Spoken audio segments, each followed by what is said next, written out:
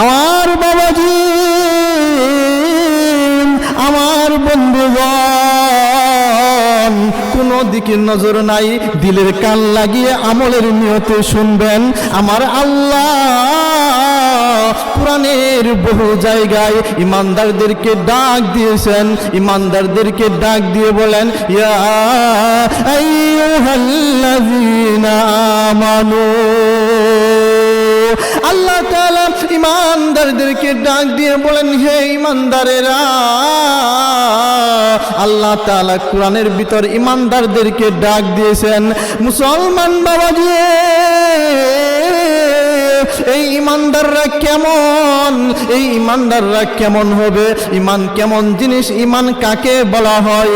এই ইমান রক্ষা করার জন্য কত নবী রাসূলরা যুদ্ধ করেছে, সংগ্রাম করেছে। এই ইমান রক্ষা করার জন্য কত নবী রাসূলরা কাফেরদের আঘাত সহ্য করেছে। সাহাবায়ে কেরামরা কাফেরদের সঙ্গে মোকাবেলা করেছে, কাফেরদের আঘাত সহ্য করেছে। আমার ভাইরা, আমার বন্ধুগণ, নবীজির একজন সাহাবী হযরত বেলাল রাদিয়াল্লাহু তাআলা আনহু, এই বেলাল রাদিয়াল্লাহু তাআলা আনহু উমাইয়া বিন খলফের গোলাম ছিলেন। এই উমাইয়া বিন খলফ কেমন লোক ছিল? ভালো লোক ছিল না খারাপ লোক ছিল? প্রশ্ন আসতে পারে কি পারে না? অবশ্যই প্রশ্ন আসতে পারে।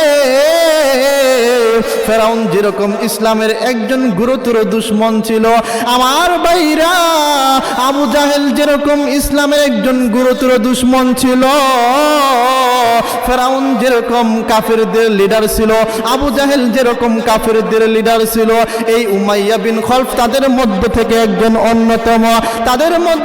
একজন অন্যতম কাফেরদের লিডার ছিল। এই উমাইয়া বিন খলফ যখন জানতে পারলো হযরত বেলাল রাদিয়াল্লাহু তাআলা আনহু ইসলাম গ্রহণ করেছে, মুহাম্মাদের দেওয়া কালেমার দাওয়াত এই বেলাল তার গলায় পরে নিয়েছে, তখন এই উমাইয়ার ভিতরে একটা জ্বালা শুরু হয়ে গেল, যন্ত্রণা শুরু হয়ে গেল। এই উমাইয়া বিন খলফ হযরত বেলাল রাদিয়াল্লাহু তাআলা আনহুকে ডাক দিয়ে বলতেছে, বেলাল রে, আমি শুনলাম তুমি নাকি ইসলাম গ্রহণ করেছ, মুসলমানের কালেমা তোমার গলায় পরে নিয়েছ, মুহাম্মাদের দাওয়াতে কালেমা তুমি তোমার গলায় পরে নিয়েছ। এ বেলাল, কথা সত্য নাকি মিথ্যা? হযরত বেলাল রাদিয়াল্লাহু তাআলা আনহু উমাইয়াকে ডাক দিয়ে বলতেছে, এ উমাইয়া, কথা 100% সত্য। আমি মুসলমান হয়েছি, আমি ওই মুহাম্মাদের দাওয়াতি কালেমা, আমি ওই মুসলমানদের কালেমা আমি আমার গলায় পড়েছি। উমাইয়া ডাক দিয়া কয়, বেলাল রে, এখনো সময় আছে, এই দাওয়াতি কালেমা মুহাম্মাদের কালেমা তোমার গলা থেকে খুলে ফেলো, এখনো সময় আছে, ইসলাম ছেড়ে দিয়ে আবার আগের ধর্মে ফিরে আসো। হযরত বেলাল রাদিয়াল্লাহু তাআলা আনহু উমাইয়াকে ডাক দিয়ে বলতেছে, উমাইয়া, জীবন চলে যাবে, তবুও ইসলাম ছাড়ব না। আমার ভাইরা, আমার বন্ধুগণ,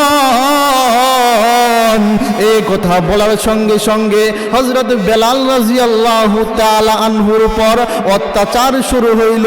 হযরত বেলাল রাদিয়াল্লাহু তাআলা আনহুকে ওই মক্কার মরুভূমির ভিতরে নিয়ে গেলেন। মক্কার মরুভূমির বালুগুলো গরমে উত্তপ্ত হয়ে থাকে।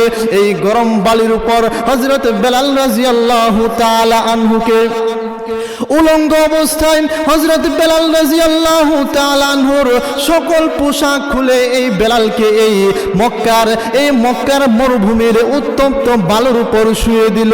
শুধু শুয়ে দিয়ে ক্ষান্ত নয়, হযরত বেলাল রাদিয়াল্লাহু তাআলা আনহুকে শোয়ানোর পর হযরত বেলাল রাদিয়াল্লাহু তাআলা আনহুর বুকের উপর এত বড় একটা পাথর রেখে দিয়েছে, যাতে করে হযরত বেলাল রাদিয়াল্লাহু তাআলা আনহু এদিক সেদিক না করে। এরে মুসলমান বাবাজি,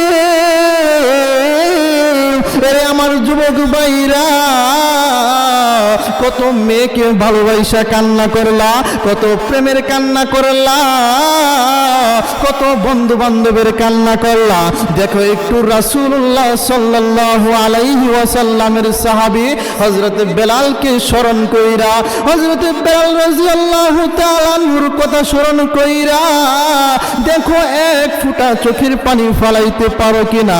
আল্লাহ তাআলা যদি চাই এই এক দুই ফোঁটা চোখের পানির উসিলায় আল্লাহ তাআলা কিয়ামতের ময়দানে নাজাতের ফয়সালা করিয়া দিবে।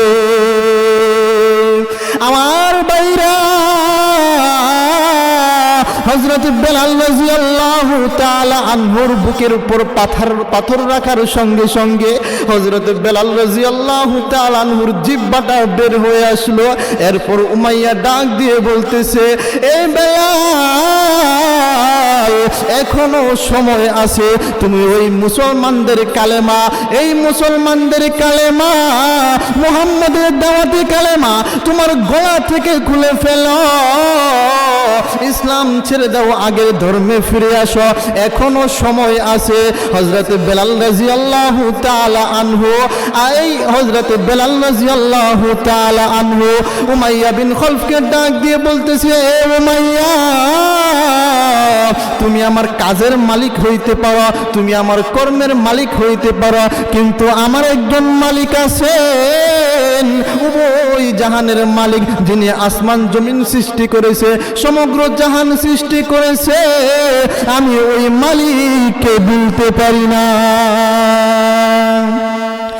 এই কথা বলার সঙ্গে সঙ্গে হযরত বেলাল রাদিয়াল্লাহু তাআলা আনহু বলতেছে, এ বেলাল, মনে হয় তোমাকে এই শাস্তি দিয়ে কাজ হবে না, আরো শাস্তি দিতে হবে। হযরত বেলাল রাদিয়াল্লাহু তাআলা আনহুকে ওই যে দুষ্ট ছেলেফেলেদের হাতে তুলে দিল।